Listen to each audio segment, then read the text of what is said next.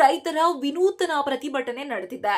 ಕರ್ನಾಟಕ ರಾಜ್ಯ ರೈತ ಸಂಘ ಹಾಗೂ ಹಸಿರು ಸೇನೆ ನೇತೃತ್ವದಲ್ಲಿ ಬಂಡೀಪುರ ಮತ್ತು ನಾಗರಹೊಳೆ ಅರಣ್ಯದಲ್ಲಿ ಪುನರಾರಂಭಗೊಂಡಿರುವ ಸಫಾರಿ ವಿರುದ್ಧ ಧರಣಿ ಆರಂಭವಾಗಿದೆ.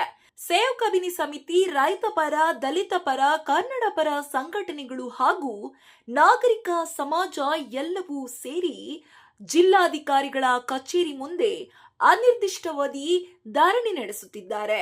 ಪ್ರತಿಭಟನಾಕಾರರು ಸಫಾರಿಯನ್ನು ಸಂಪೂರ್ಣವಾಗಿ ನಿಲ್ಲಿಸಬೇಕು ಮತ್ತು ಅರಣ್ಯದಂಚಿನಲ್ಲಿರುವ ಅಕ್ರಮ ರೆಸಾರ್ಟ್ಗಳನ್ನು ತೆರವುಗೊಳಿಸಬೇಕು ಎಂದು ಆಗ್ರಹಿಸಿದ್ದಾರೆ. ಪ್ರತಿಭಟನೆಯಲ್ಲಿ ರೈತನ ಮೇಲೆ ಹುಲಿ ದಾಳಿ ಮಾಡುವ ಅಣಕು ಪ್ರದರ್ಶನದ ಮೂಲಕ ಆಕ್ರೋಶವನ್ನು ವ್ಯಕ್ತಪಡಿಸಿದ್ದಾರೆ. ಹೊನ್ನೂರು ಪ್ರಕಾಶ್, ಮಂಜು ಕಿರಣ್, ವಕೀಲ ರವಿಕುಮಾರ್ ಹಾಗೂ ಮೈಸೂರಿಂದ ಚಾಮರಾಜನಗರ ಭಾಗದ ರೈತರು ಈ ಹೋರಾಟದಲ್ಲಿ ಭಾಗವಹಿಸಿದ್ದಾರೆ. ಕಬ್ಬು ಬೆಳೆಗಾರರ ಸಂಘವು ಸಫಾರಿ ನಿಲ್ಲಿಸುವಂತೆ ಒತ್ತಾಯಿಸಿದ್ದು, ಪ್ರಾದೇಶಿಕ ಆಯುಕ್ತರ ಕಚೇರಿ ಬಳಿ ಪ್ರತಿಭಟನೆ ನಡೆಸಲಾಗಿದೆ. ಸರ್ಕಾರ ಮತ್ತು ಅರಣ್ಯ ಇಲಾಖೆಯ ವಿರುದ್ಧ ಧಿಕ್ಕಾರ ಕೂಗಿದ ಪ್ರತಿಭಟನಾಕಾರರು ಸಫಾರಿ ಯಾವುದೇ ಕಾರಣಕ್ಕೂ ಬೇಡ ಎಂದು ಒತ್ತಾಯಿಸಿದ್ದಾರೆ.